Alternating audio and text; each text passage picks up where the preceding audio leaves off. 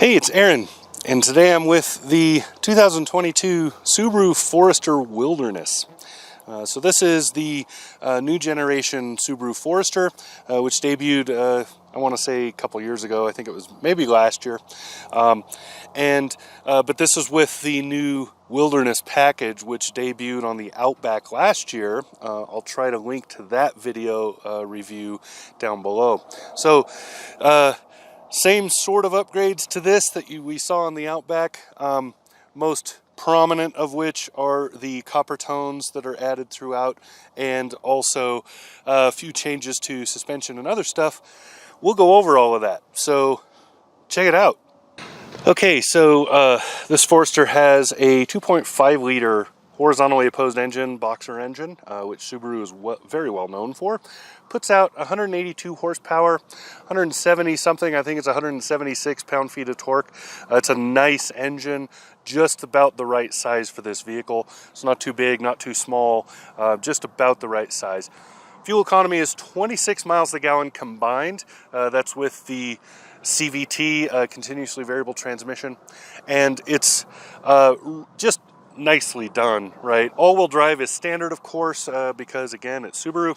So other than that, there aren't really any other changes. The Wilderness package, the only thing you're going to be seeing from right there that is standard on the Wilderness package are the slight changes to those roof rails. We'll see more of that when we look at the side profile, and this glare strip on the hood, which of course keeps the sun glare off while you're out and about.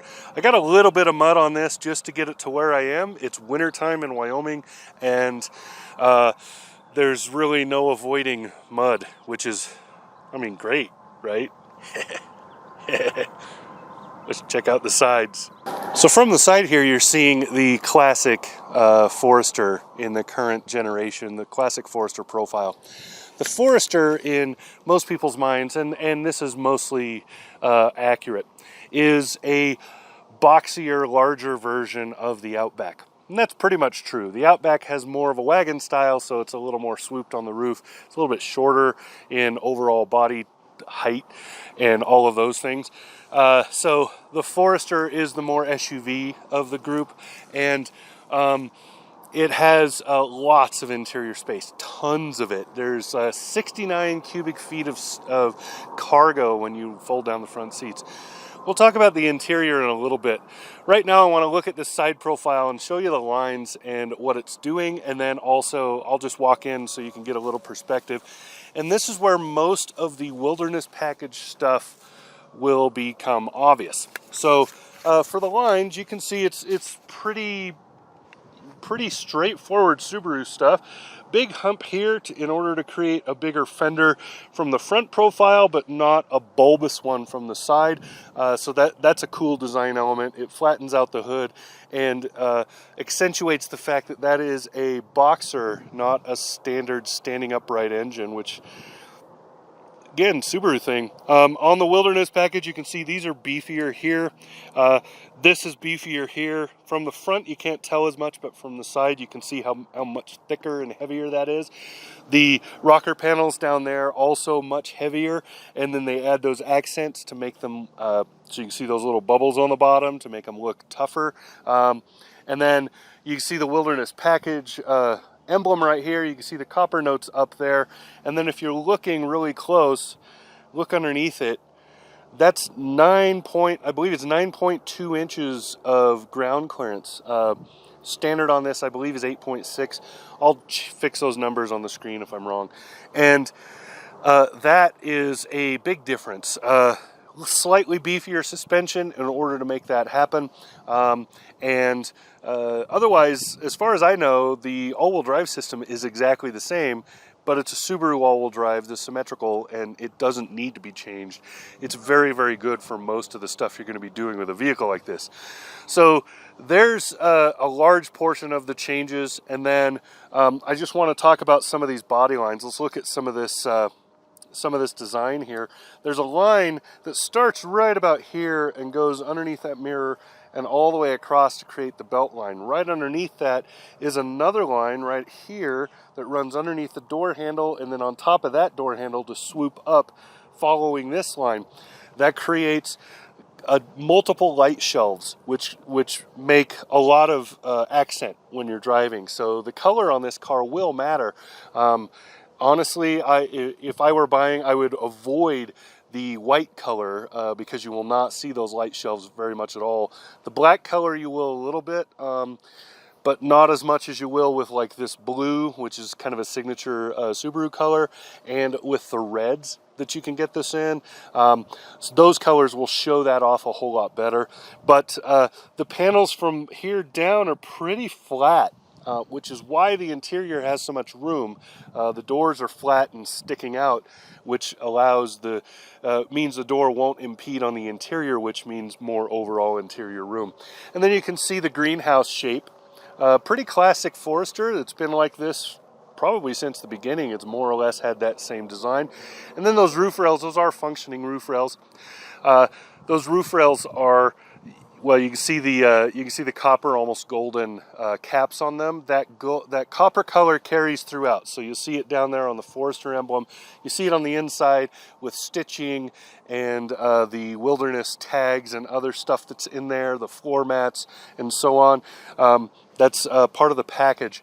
So overall, really cool shape. I really like the look of this. It's simple without being totally boring, and that's a hard line to walk. So let's look at the working end and then we'll get inside. So back here in the cargo space, I got my camera bag and stuff, but you can see part of the Forester package are rubber floor mats, and I believe this cargo cover is separate. But there's a lot of nice little things happening back here. First, it's a it's a big storage space. I have to lean to reach all the way through. And then you have these grocery tie downs. There's 4 of those. There's these levers you can pull that drop those middle row seats down, the second row seats down, so that you can immediately load things. Used that the other day when I was loading lumber. I just grabbed the button there and popped it, and boom, there's the seat, right? Let me slide things under. And yeah, just a nice square opening too. So it's just easy to get things in and out of here. It's just about the right height for people to do that. This is a variable space up here, so or variable height, which means you can have it open lower if you're in a short garage or something, and then open to this height so that somebody like me at 6'3" can still stand underneath it. Pretty cool. So a couple of things to note. This does not have a tow package on it, but you can tow with this. I don't know what the rating is offhand, so I'll put it on the screen. And I think that's it. Oh, and there's tie downs in every corner. They pop out from the wall. I probably should have mentioned those. So, cool.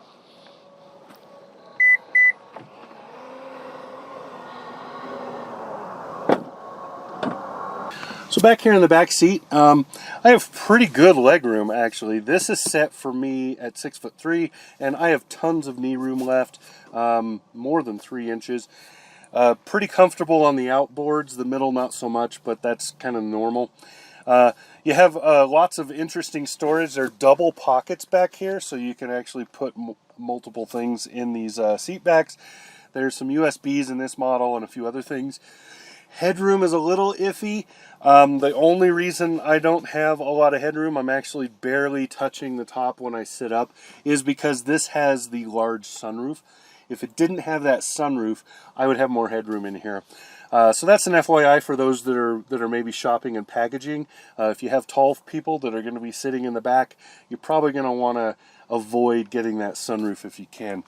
Otherwise, very nicely done and comfortable back here. Let's talk about the front. Okay, so up front here, it's a nice layout. I really like the way this feels. You see the little gold, maybe, I think you can see it here, the copper, and it just kind of carries throughout. It's not overdone, so you don't see it like everywhere. You just see it every so often as you look around. Infotainment in this has the standard infotainment that is for, well, it's standard across as the base model for the Forester. So it's the smaller screen, not the huge screen. Nice screen though. I really do like the way it responds. It's very quick and very crisp and easy to read no matter what the lighting is. Then you have the second screen, which is kind of a Subaru layover. That's going away in newer models. So you won't see that. That's not in the new WRX, for example. So that extra screen is going away. That information is being replaced on a much larger screen that's right here. This has really good climate control. It's dual zone. This has just a nice kind of a general layout and comfort level. Okay, so that's it for the 2022 Subaru Forester with the Wilderness package. Again, I really like this package. It makes it look much more robust. It adds a few functional things that you wouldn't get otherwise, and it's just overall a really good package. I liked it on the Outback. I really like it on this. I think it's a great thing. I think the way that Subaru's been going, I suspect that we will now see this package next year on the Crosstrek. And then hopefully that's the last of them, because I really don't think that this package belongs on the WRX, the STI, or the BRZ. But on those, I think it would fit. I don't think it would fit on the Legacy. The Legacy's more of a everyday car, not something you really take off-road. But I could see it on these three SUVs for sure. So really cool to see it on this one. And yeah, that's it. That's all I got. 2022 Subaru Forester Wilderness. This has been Aaron. Talk to you again soon.